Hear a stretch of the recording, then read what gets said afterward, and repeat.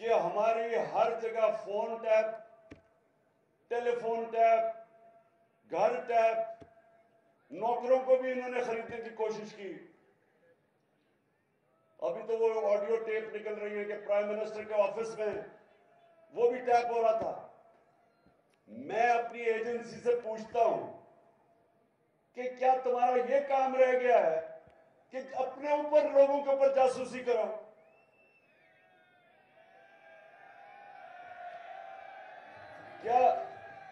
क्या आपका ये काम रह गया है कि जोड़ तोड़ करो कि किसको अब लेके आना और किसको गिराना है?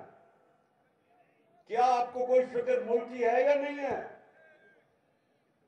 कि चोरों को ऊपर लाके बिठा दिया हमारे? कोई आपको फिक्र है कि जो पाकिस्तान का को तबाही की तरफ लेके जा रही है सारे डाकू मिलके? क्या ये काम रह गया कि जी टेलीफोन टैप करके पता चलाओ जरा इमरान खान क्या कह रहा है या आजम खान से क्या बात कर रहा है जब वो प्राइम मिनिस्टर था?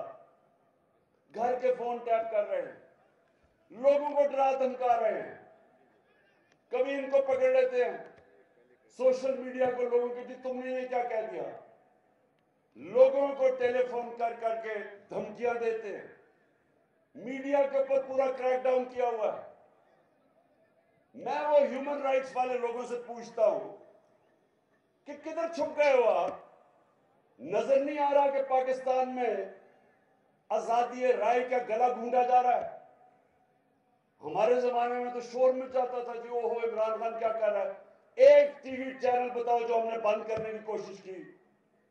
बताओ किसको हमने धमकी दी? यहां वो अरशद शरीफ मुल्क छोड़ के बाहर भागा हुआ अपनी जान बचा के, उधर साबिर शाकिर वो मुल्क से बाहर बैठा हुआ है, और वो लोग जो मुहिब वतन समझे जाते हैं, बड़े बड़े अच्छे नाम, और इमरान रियाज को पकड़ के जेल में डाल दिया सिर्फ इसलिए कि जनाब आप इमरान खान की हिमायत कर रहे हैं। ये भी कभी हुआ पाकिस्तान में?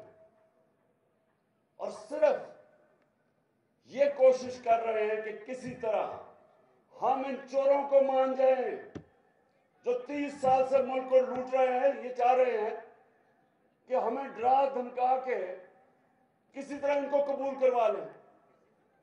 ये सुन लो, ये जो भी ये कोशिश कर रहे हो, ये चोरों, डाकू और इनके हैंडलर, सुन लो, ये कौम नहीं तुम्हारी बात सुनने लगी। जो इनके साथ लगेगा, जो भी कुछ कहे तो